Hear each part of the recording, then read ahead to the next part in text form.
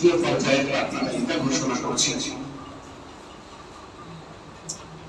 22 যাদবপুর লোকসভা কেন্দ্র অ্যাডভোকেট নূর আলম খান, বিশিষ্ট আইনজীবী অ্যাডভোকেট নূর আলম খান যাদবপুর লোকসভা কেন্দ্র থেকে প্রতিদ্বন্দ্বিতা করবেন আইএসএল প্রার্থী হিসাবে।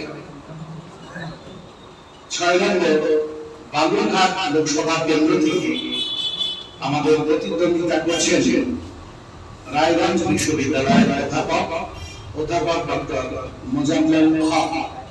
বালুরঘাট লোকসভা কেন্দ্র থেকে প্রতিদ্বন্দ্বিতা করছেন অধ্যাপক ডক্টর মোজাম্মেল হক, উনি রায়গঞ্জ বিশ্ববিদ্যালয়ের অধ্যাপক।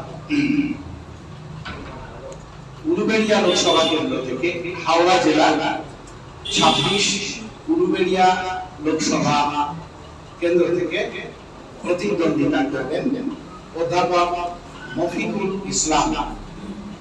উলুবেড়িয়া লোকসভা কেন্দ্র 26 উলুবেড়িয়া লোকসভা কেন্দ্র থেকে প্রতিদ্বন্দ্বিতা করবেন অধ্যাপক মফিকুল ইসলাম। আলিগড় মুসলিম বিশ্ববিদ্যালয়, আলিগড় মুসলিম ঐতিহাসিক আলিগড় পশ্চিমবঙ্গ যে ক্যাম্পাস আছে মুর্শিদাবাদ, সেই ক্যাম্পাসের অধ্যাপক মফিকুল ইসলাম।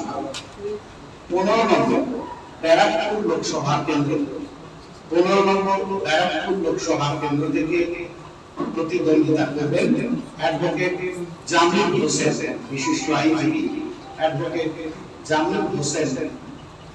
21 নম্বর ডায়মন্ড হারবার লোকসভা কেন্দ্র, 21 নম্বর ডায়মন্ড হারবার লোকসভা কেন্দ্র থেকে প্রতিদ্বন্দ্বিতা করবেন মজরুল লস্কর, ভারত সরকারের যুব দপ্তর কর্তৃক আউটস্ট্যান্ডিং অ্যাওয়ার্ড প্রাপ্ত উল্লেখযোগ্য অ্যাডভোকেট মজরুল লস্কর ডায়মন্ড হারবার লোকসভা কেন্দ্র থেকে প্রতিদ্বন্দ্বিতা করবেন। উপনির্বাচন